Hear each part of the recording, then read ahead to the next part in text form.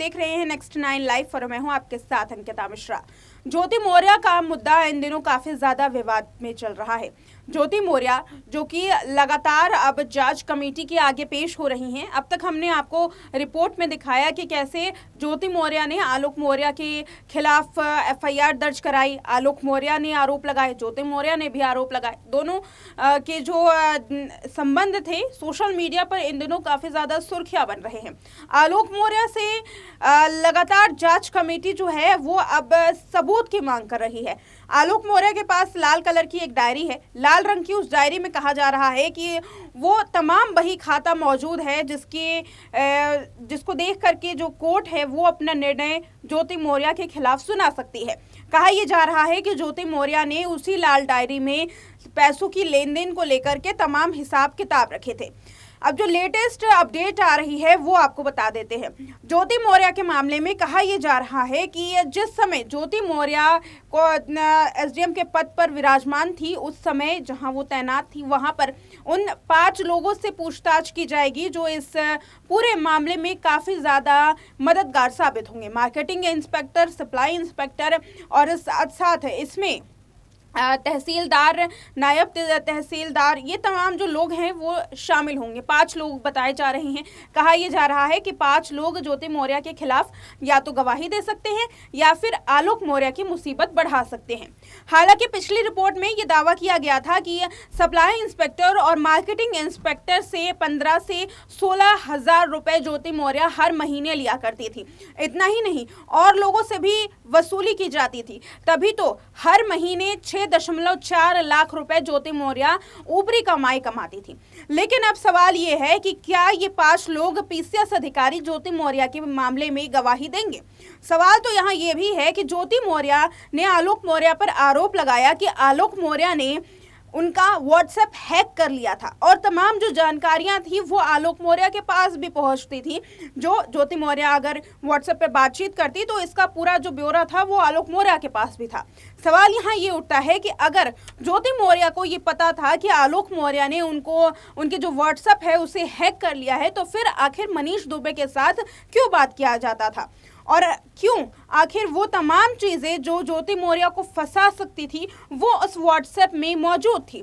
इसका मतलब या तो ज्योति मौर्य झूठ बोल रही हैं या फिर इसके पीछे कोई दूसरा बड़ा राज है। तो चलिए आज करते हैं इसी बात पर चर्चा और ज़रा जानते हैं उन सवालों के जवाब कि ज्योति मौर्य क्या झूठ बोल रही हैं या फिर आलोक मौर्य इस पूरे मामले में मास्टरमाइंड है। क्या कुछ चीजें साफ की हैं आपने जांच कमेटी के सामने?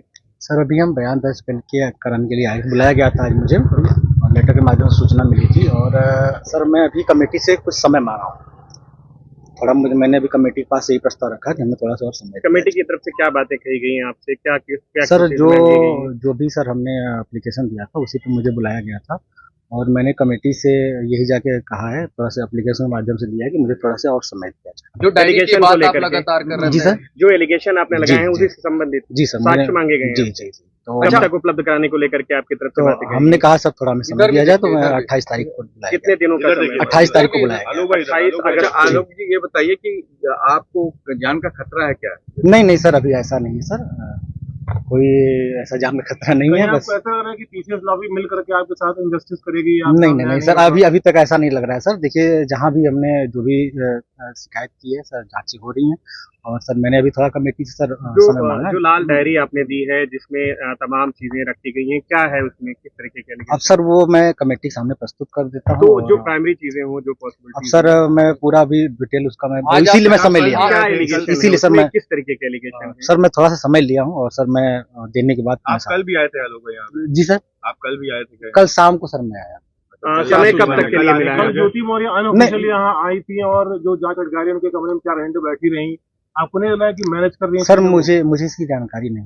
अच्छा, मैं तो जब आने की क्या वजह रही? सर मुझे बस मैं देखने आया था कि कहाँ बुलाया गया, तो मैं यहीं बाहर तक आया था फिर चला गया। तो लाल डायरी आपने आज प्रस्तुत की कमेटी के सामने? सर मैं भी समय मांगा हूँ। अच्छा ये बताइए, जो आपने साक्ष्य दिए हैं जी सर, तो आपको लगता है कि वो साक्ष्य बहुत प्रामाणिक हैं? सर मैं इसीलिए सर समय मांगा हूँ कि थोड़ा सा मुझे समय दिया जाए और किस तरीके के वो साक्ष्य मांगे गए हैं, उसमें क्या सर जो मैंने एलिगेशन लगाए हैं। तो देखा आपने ये रिपोर्ट जिसमें ज्योति मौर्य के ऊपर जो लगातार सोशल मीडिया पर सवाल उठाए जा रहे हैं, हमने उन मुद्दों को आपके सामने आज ला करके खड़ा किया है। और साथ ही जो ज्योति मौर्य और आलोक मौर्य के बीच में दो राय बन रही है, लोग अलग अलग तरीके की बातें कर रहे हैं और दृष्टिकोण अपना सामने ला करके रख रहे हैं, उसके बारे में आज हमने इस रिपोर्ट में चर्चा की। फिलहाल आप कमेंट सेक्शन में बताइए कि क्या आपको ज्योति मौर्य और आलोक मौर्य के इस केस में जो लगातार आरोप पर आरोप लगाए जा रहे हैं, इसमें सजा मिलने की उम्मीद लगती है? क्या कोर्ट में ये पूरा मामला जब जाएगा तो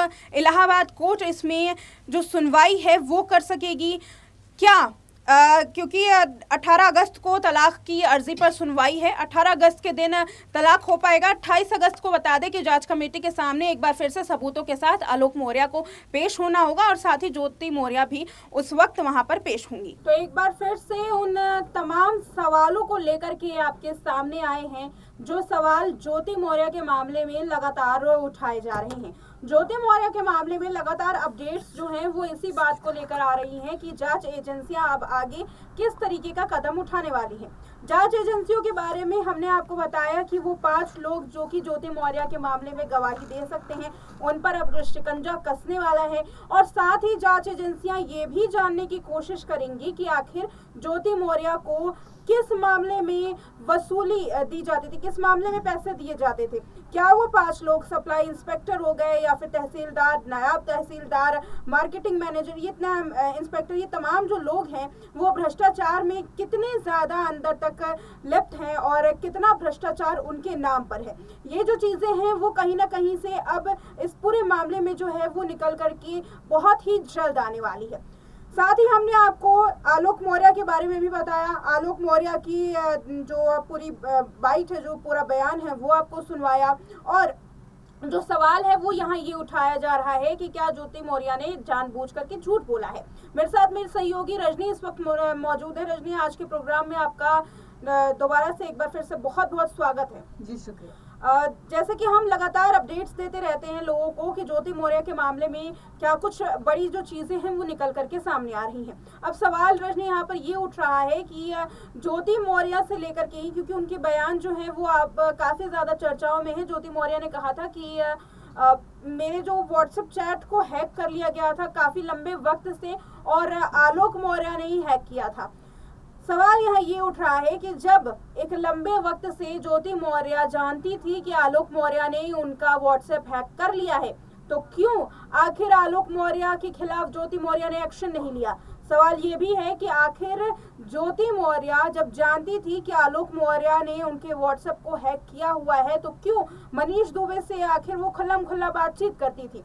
यानी कि इसके पीछे या तो झूठ बोल रही हैं ज्योति मौर्य, अपने जो गुनाह है उनको छुपाने की कोशिश कर रही हैं और आलोक मौर्य पर झूठे इल्जाम लगा रही हैं, या फिर इसके पीछे कोई दूसरा राज है। आपका क्या कहना है इस पर? जी अंकिता, ये सवाल हर किसी के जहन में है। हर कोई ये सवाल जानना चाहता है कि आखिर व्हाट्सएप चैट हैक हुआ तो ज्योति मौर्य ने उस वक्त एक्शन क्यों नहीं लिया। यहाँ पर अंकिता 2 बातें हो सकती है कि यहाँ पर हो सकता है कि जब हैक किया हो 1 साल पहले आलोक मौर्य ने ज्योति मौर्य का व्हाट्सएप, तो उन्हें पता ना चला हो, क्योंकि क्लोन ऐप के जरिए अगर आप किसी की व्हाट्सएप हैक करते हैं तो वो सामने वाले को शो नहीं करता कि आपका व्हाट्सएप ऑलरेडी हैक्ड है। ये तब पता चलता है कि अगर आपके कोई मैसेजेस आ रहे हैं और ऑलरेडी वो मैसेजेस ओपन है या वो चैट्स कहीं और शेयर की जा रही है, तब जाकर आपको पता चलता है कि आपका व्हाट्सएप हैक है। और दूसरा ये है कि यहाँ पर अगर ज्योति मौर्य को पता भी चल गया कि उनका व्हाट्सएप हैक है, तो हो सकता है ये बात खुद आलोक मौर्य ने ज्योति मौर्य को बताई हो कि तुम्हारा व्हाट्सएप मेरे पास हैक्ड है और मैंने तुमसे जुड़े और तुम्हारे डॉक्यूमेंट से जुड़े कई सारे सबूत इकट्ठे कर लिए हैं। तुमने जो मेरे बारे में बात की थी मनीष दुबे के साथ, वो सारी चीजें मेरे पास आ चुकी है।